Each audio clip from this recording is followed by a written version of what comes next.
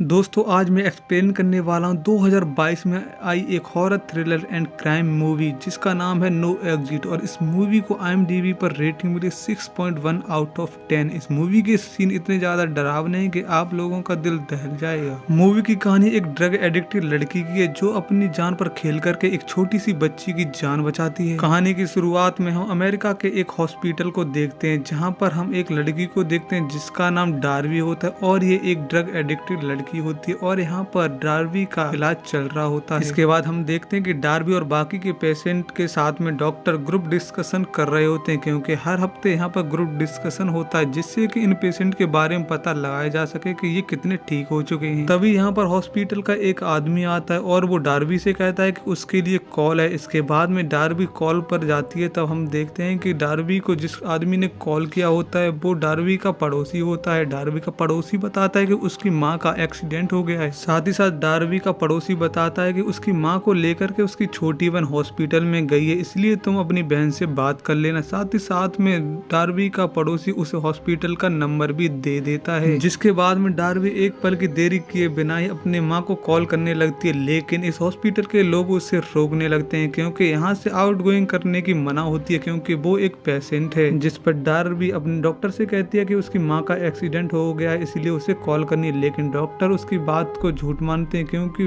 वो drug addicted होती है और उसने पहले भी डॉक्टर से झूठ बोल करके यहाँ से भागी होती है। अब हम रात में डार्वी को देखते हैं जो कि अपनी फ्रेंड क्रिस्टी के रूम के बाहर होती है। जिसके बाद में वो क्रिस्टी के रूम में जाती है और क्रिस्टी से उसका मोबाइल मांगती है जिससे कि वो अपनी बहन से कॉल कर सके, लेकिन जब वो अपनी बहन को कॉल करती है तो उसकी बहन कॉल नहीं उठाती। जिसके बाद में डार्वी उसे मैसेज भी करती है, लेकिन उसकी बहन रिप्लाई करती है और कहती है कि तुम्हें यहाँ पर आने की जरूरत नहीं है, माँ बिल्कुल ठीक है। असल में डार्वी की बहन उसे बिल्कुल भी पसंद नहीं करती है क्योंकि वो एक ड्रग एडिक्टेड होती है। अब हम देखते हैं कि डार्वी अपनी माँ से मिलने के लिए बेचैन हो रही होती है, इसीलिए वो रात में चुपके से हॉस्पिटल से बाहर निकल जाती है। साथ ही साथ हॉस्पिटल में से एक गाड़ी को चुरा करके ले जाती है। अब हम देखते हैं कि बाहर का मौसम काफी ज्यादा खराब होता है और बाहर बर्फ भी गिर रही होती है। इसके बाद जब डार्वी रास्ते में होती है तभी एक पुलिस ऑफिसर उसकी गाड़ी को रुकवाता है और उससे पूछता है कि वो आखिर कहाँ जा रही है। पहले तो डार्वी पुलिस ऑफिसर को देख करके डर जाती है, लेकिन वो पुलिस ऑफिसर से हिम्मत करके बता देती है कि वो अपनी माँ से मिलने के लिए जा रही है। जिसके बाद में पुलिस ऑफिसर कहता है कि आगे एक विजिटर सेंटर है, जब तक कि मौसम सही नहीं हो जाता तब तक तुम वहाँ पर रुक सकती हो। जिसके बाद में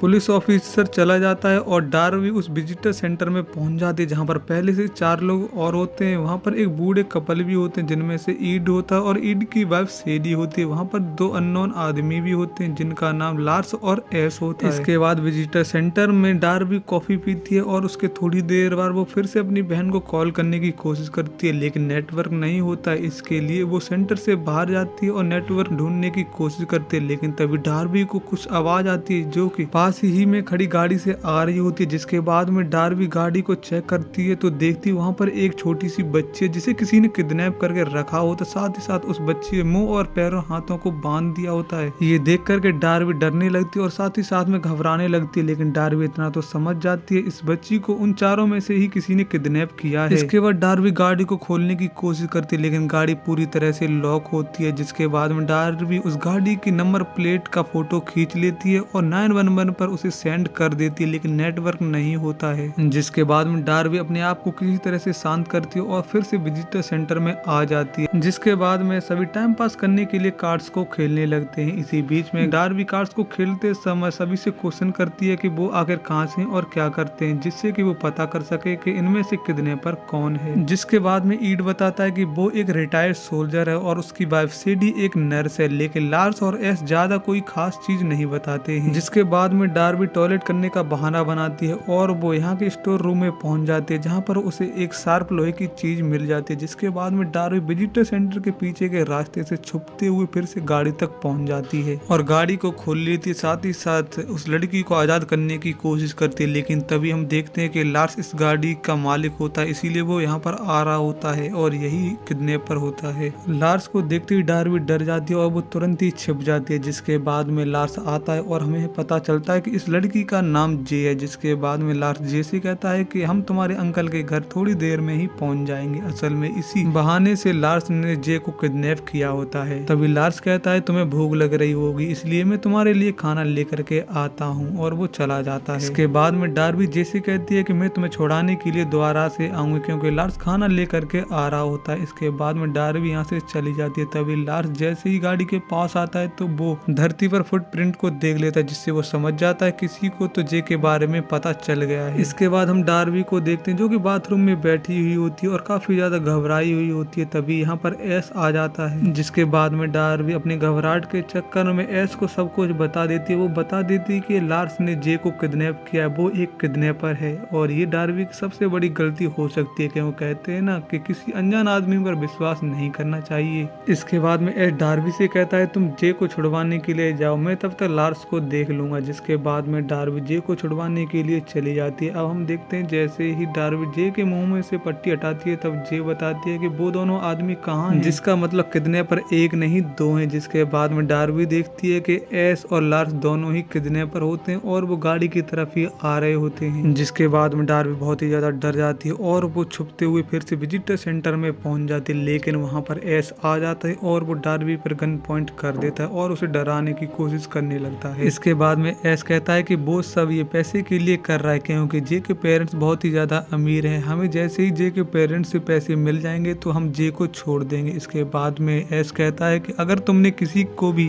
हमारे किडनैपर होने की सच्चाई बता दी तो हम यहाँ पर मौजूद सभी लोगों को मार देंगे। तभी यहाँ पर सेडी आ जाती है, जिसे देखते ही एस ऐसे दिखाता है कि वो और डार्बी एक दूसरे को किस कर रहे थे। इसके बाद में एस चला जाता है। जिसके बाद में सेडी डार्बी से पूछती है कोई प्रॉब्लम तो नहीं है, जिस पर डार्बी हंसते हुए कहती है कोई प्रॉब्लम नहीं है, क्योंकि वो और कुछ कर भी नहीं सकती है। इसके बाद में सभी लोग एक साथ बैठे होते हैं और आपस में बातें करने लगते हैं, लेकिन डार्बी को अभी भी जे की चिंता होती है। तभी हम देखते हैं कि जे अपने आप को खोल लेती है और वो किसी तरह से गाड़ी से बाहर आ जाती है। ये सब देख करके डार्बी डरने लगती है, क्योंकि एस और लार्स भी जे को देख लेते हैं। जिसके बाद में जे जैसे ही इन दोनों को देखती है तो वो घबराने लगती है और वो वहां से भाग जाती है। इसके बाद में हम देखते हैं कि डार्बी, एस और लार्स एक दूसरे का बहाना बना करके सेंटर से बाहर चले जाते हैं, क्योंकि सेडी और एड को वो सच्चाई नहीं बताना चाहते। इसके बाद में एस डार्बी से कहता है तुम जे को पुकारो, क्योंकि जे तुम्हारी आवाज सुन करके यहाँ पर आ जाएगी। लेकिन जे उसकी आवाज सुनकर भी नहीं आती है। इसी बीच में डार्बी एस और लार्स पर अपनी टॉर्च की रोशनी डालती है, जिससे कि उन्हें कुछ नहीं दिखाई देता है, और इसी बीच में डार्बी वहां से भाग जाती है और जाकर के एक पेड़ के पीछे छिप जाती है। लेकिन एस उस पर गोलियां चलाने लगता है, जिसकी आवाज को एड भी सुन लेता है। जिसके बाद में एड चेक करने के लिए बाहर आता है। तभी वो धरती पर पड़ी हुई जे को देखता है, जो कि काफी ज्यादा बीमार होती है। जिसके बाद में एड जल्दी से जे को अंदर लेकर के आ जाता है। इसी बीच में डार्बी भी यहाँ पर आ जाती है और वो आते ही एड को एस और लार्स की सच्चाई बता देती है। वो बता देती है कि जे को उन दोनों ने किडनैप किया है। जिसके बाद में एड जल्दी से सेंटर का दरवाजा बंद कर देता है। तभी यहाँ पर एस और लार्स भी आ जाते हैं और वो सेंटर की तरफ बढ़ने लगते हैं। जिसके बाद में एड उन्हें बेवकूफ बनाते हुए कहता है कि अगर तुम अंदर आए तो मैं तुम्हें गोली से मार दूंगा। जिससे एस को यही लगता है शायद एड के पास भी गन होगी, जबकि ऐसा नहीं होता है। इसके बाद में डार्बी कहती है उन दोनों की गाड़ी की चाबी मेरे पास है। जिसके बाद में डार्बी उस चाबी को छिपा देती है। जिसके बाद में हम देखते हैं कि सेडी जे को चेक करती है और बताती है जे की हालत बहुत ही ज्यादा खराब है, उसे पेन किलर की जरूरत है, इसलिए हमें जे को उन दोनों को दे देना चाहिए, क्योंकि उन दोनों के पास में दवाइयाँ होगी। लेकिन एड कहता है तुम क्या पागल हो गई हो। इसके बाद में एड एस से कहता है कि तुम हमें चाबी के बदले दवाइयाँ दे दो, लेकिन एस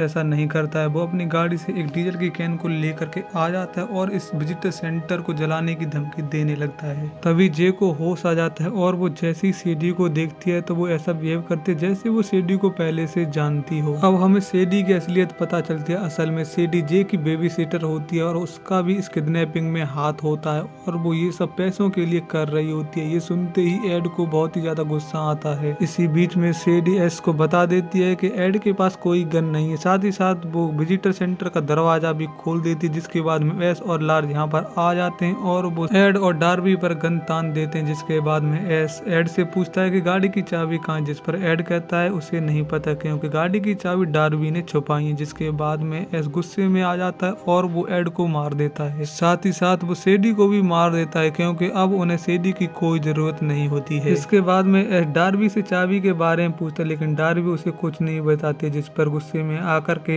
एस एक ड्रिलिंग मशीन से डार्बी के हाथ पर कील गाड़ देता है, जिससे डार्बी को काफी ज्यादा दर्द होता है, लेकिन वो फिर भी चाबी के बारे में कुछ नहीं बताती। तभी डार्बी के फोन पर एक मैसेज आता है जो कि पुलिस वाले का होता है, क्योंकि पुलिस यहाँ पर आ रही होती है। असल में डार्बी ने जिन मैसेज को भेजा होता है वो पुलिस तक पहुंच चुके होते हैं। ये देखते ही एस बहुत ही ज्यादा घबराने लगता है और वो जे को मारने की धमकी देने लगता है। इसके बाद में डार्बी डर जाती है और वो चाबी के बारे में बताती है। डार्बी बताती है कि चाबी पीछे के गेट के पास में है, जिसके बाद में एस चाबी लेने जाने लगता है, लेकिन उससे पहले एस लार्ज को गन दे देता है और उससे कहता है अगर डार्बी कहीं भी कोई भी हरकत करे तो तुम उसे शूट करके मार देना। जिसके बाद में एस चला जाता है। तभी हम देखते हैं कि डार्बी को एक पास ही में बड़ा हैमर दिखाई देता है, जिसके बाद में डार्बी इशारों में जे को बता देती है कि वो लाइट्स को ऑफ कर दे। जिसके बाद में जे जैसे ही लाइट्स को ऑफ करती है तभी डार्बी पास में पड़े हैमर को उठा लेती है और अपने हाथ पर लगी कील को निकाल लेती है। अब जैसे ही लाइट को चालू करता है तभी डार्बी पीछे से उस पर अटैक कर देती है, जिसकी आवाज को एस सुन लेता है। अब जैसे ही एस सेंटर के अंदर आता है तो देखता है कि डार्बी ने लार्ज पर गन पॉइंट कर रखी होती है। जिसके बाद में डार्बी पर ड्रिलिंग मशीन को पॉइंट करता है, लेकिन डार्बी उससे नहीं डरती है। तभी गलती से ड्रिलिंग मशीन में से एक कील निकल जाती है और वो लार्स के जा करके लगती है, जिससे कि लार्स की मौत हो जाती है। इसके बाद में डार्बी गन पॉइंट करते हुए जे को लेकर के वहां से जाने की कोशिश करने लगती है। तभी एस कीलों से गाड़ी पर अटैक करता है, जिससे गाड़ी का टायर फट जाता है और गाड़ी का एक्सीडेंट हो जाता है, जिसमें डार्बी और जे बेहोश हो जाते हैं। तभी यहाँ पर पुलिस भी आ जाती है, जिसके बाद में एस ऐसा बिहेव करता है जैसे कि वो एक इनोसेंट आदमी है। तभी डार्बी को होश आ जाता है और वो गन की मदद से एस को शूट कर देती है, जिससे कि पुलिस वाले को ऐसा ही लगता है कि डार्बी सबको मार रही है। जिसके बाद में पुलिस वाला डार्बी पर ही गन चला देता है, जो कि डार्बी के पैर पर जाकर के लगती है। जिसके बाद में एस डार्बी की गन को उठाता है और वो उस गन की मदद से उस पुलिस वाले को ही मार देता है। इसके बाद में एस जैसे ही डार्बी को मारने वाला होता है तभी डार्बी पास में ही पड़ी कील को उठाती है और वो एस के सिर में घुसा देती है, जिससे कि एस की मौत हो जाती है। इसके बाद में डार्बी काफी ज्यादा घायल होती है, इसलिए वो खिसकते हुए किसी तरह से पुलिस वाले के पास तक पहुंच जाती है और वॉकी टॉकी की मदद से पुलिस को इन्फॉर्म कर देती है। इसी बीच में हम देखते हैं कि जे को भी होश आ जाता है। अब हम मूवी के लास्ट सीन में डार्बी को देखते हैं, जो कि फिर से हॉस्पिटल में होती है और उससे मिलने के लिए उसकी बहन आ जाती है। इसके बाद में डार्बी की बहन बताती है कि अब उनकी माँ बिल्कुल ठीक है, जिसे सुनकर के डार्बी को बहुत ही ज्यादा अच्छा लगता है और यहीं पर इस मूवी का अंत होता है। आपको मूवी की एक्सप्लेनेशन कैसे लगी कमेंट में जरूर बताना और इस वीडियो के लिए एक लाइक जरूर से कर देना। अगर चैनल पर नए हो तो चैनल को सब्सक्राइब करना ना भूलना।